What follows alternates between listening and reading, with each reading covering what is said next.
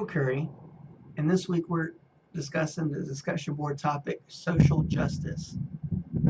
If we remember looking back at our textbook in chapter 10, becoming a social justice advocate is a lifelong endeavor. It requires one to have a value system that is willing to promote and be open to change. Social justice promotes the ability to look beyond the social and economic status quo with an understanding that the norms created by social injustices are not sufficient in the profession of counseling.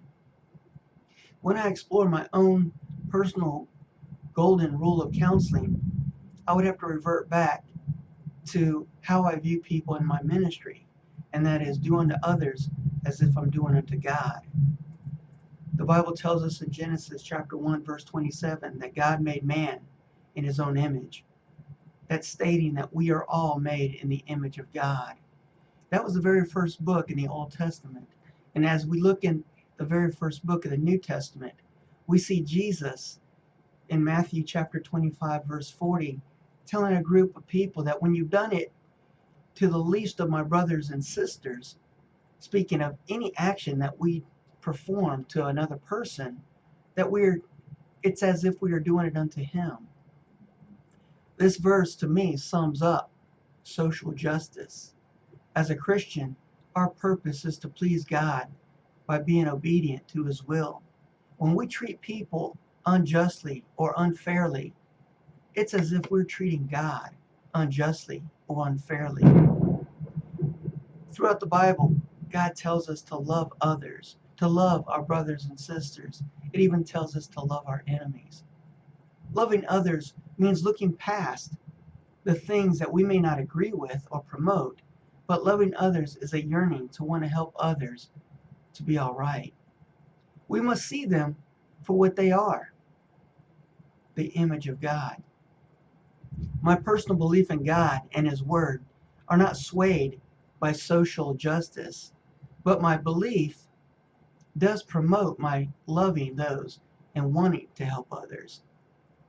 The world is full of things I may not agree with, but my own personal convictions would lead me to look beyond what I may not believe in order to help someone that's in need. Jesus did just that. He looked past the wrongs to meet the need, and without judging or preaching, he was able to change lives for the better.